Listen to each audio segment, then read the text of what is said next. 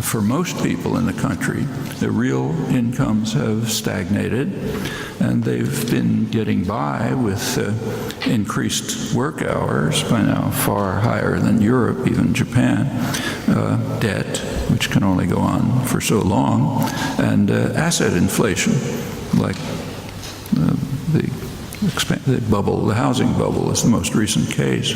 And these bubbles are repeatedly destroyed by the financial crises that began to occur in the Reagan years as the regulatory apparatus was dismantled.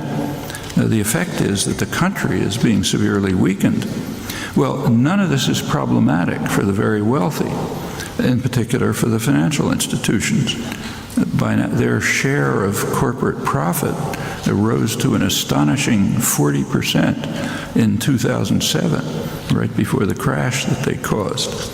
And the major players benefit from a government insurance policy, which is called too big to fail. And as one commentator quipped, too big to jail. And they can get away with any crimes they like. The current financial and economic crisis is traceable in no small measure to a fanatic faith in certain dogmas, such as what's called the efficient market hypothesis, and in general to what Nobel laureate Joseph Stiglitz 15 years ago called the religion, and it is a religion, that markets know best.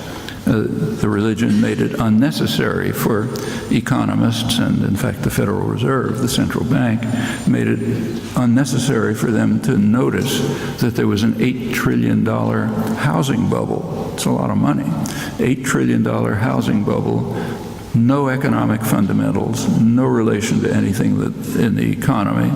But they didn't have to notice it because the market knows best. Efficient markets devastated the economy when it burst. That's a serious religion. And incidentally, that religion has been reconstituted almost without change after the total collapse of this edifice, this intellectual edifice. It's a remarkable event in economic history, in fact, in intellectual history.